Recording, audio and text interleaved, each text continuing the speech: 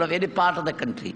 Nobody could have said Kashmir should get independence or some other part should be free. Nobody could have spoken about it.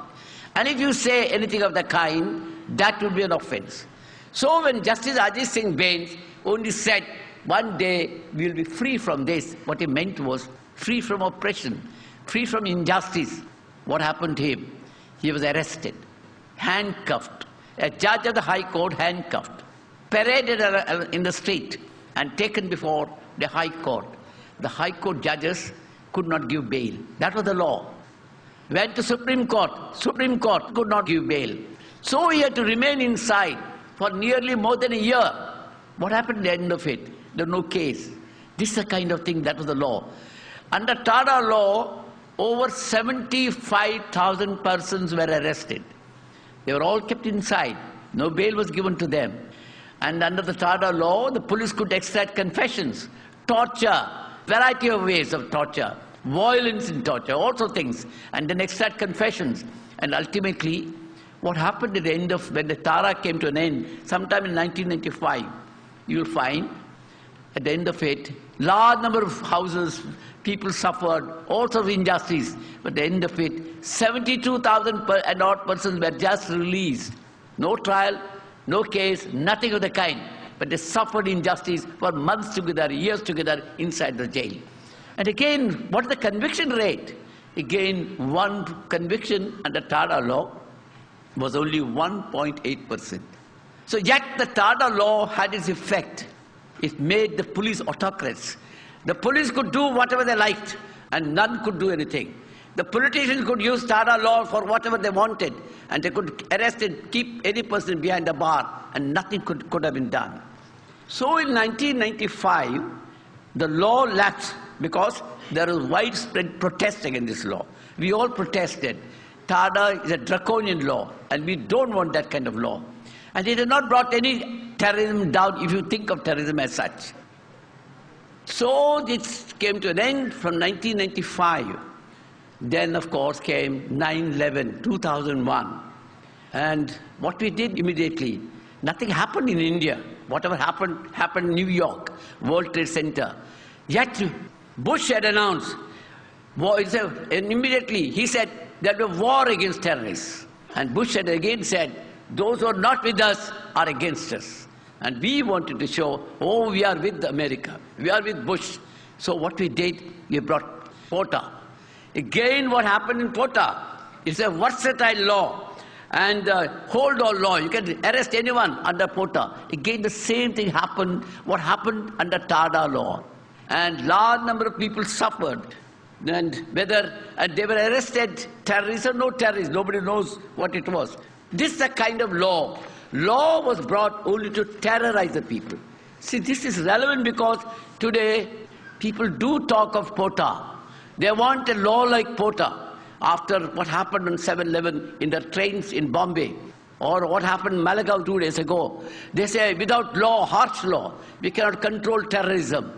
And I can tell you, harsh law had never been able to control terrorism anywhere in this country or anywhere in the world. Again, when POTA was there, as I tell you, POTA was being debated in the parliament. And what happened was, when the ordinance was being debated, there was an attack in parliament on 13th of December 2001. Thereafter, when the POTA was passed, in Calcutta, there was US Information Center was bombed. There came Akshardham Temple, sometime in 24th September 2002.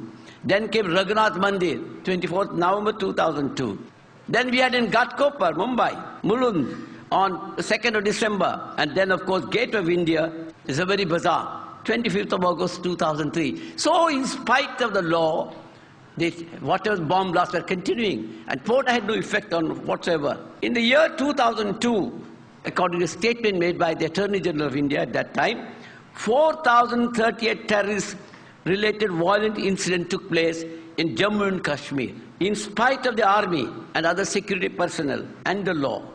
The number of terrorists killed on the spot in the year 2002 was 1,707, of which 508 were said to be foreigners. In Kashmir, the total number of people killed during the last about 17 years amounts to about 80,000. Thousands have simply disappeared. And this has happened in Punjab. Punjab also, when Khalistan movement was there, large number of people were disappeared. Nobody knows what happened to them. Till the other day, some years ago, they found the dead bodies, the skeletons on the side of the river Bias. I remember I'd gone there to conduct an inquiry. And what I noticed there was, I went around, talked to people, I went around, went to some houses.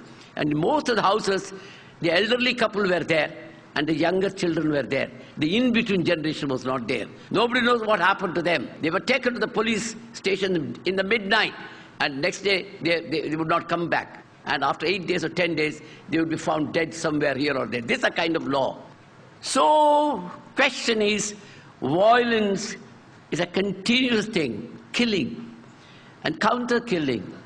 In Kashmir, in Manipur, I went to Manipur, again the same thing. In Chhattisgarh, in Telangana, in many places, killing has been routine.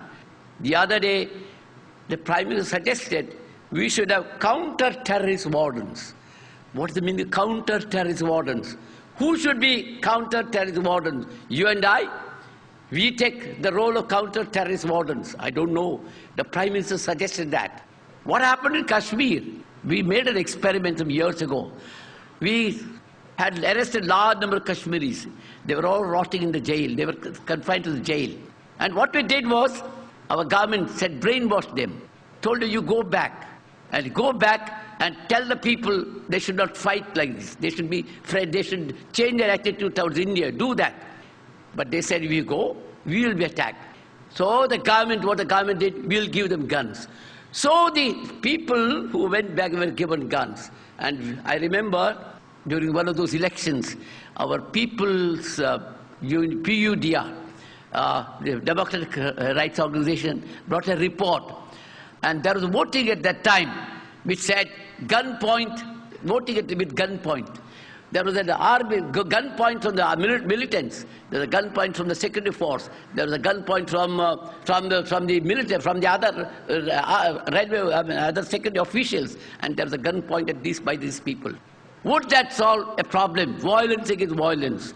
Again, what we did in Chhattisgarh the other day. Chhattisgarh, there are Maoists are there, Naxalites are there. How to eliminate them? So we have started a brigade of tribals. Over 5,000 tribals were asked to join. And then they called it Salwa Jurum. And with the result, what happened was, all the tribals were killed, but the Naxalites are still there. This is the kind of thing that we are thinking. So, what I'm trying to say is, not a single terrorist in this country has been tried or convicted. Nothing is of the kind. What we have done is only killing. In Bombay, for example, bomb blast took place in 93. Conviction, of course, still we don't know. Conviction, the real culprit, where are the real culprits, one doesn't know.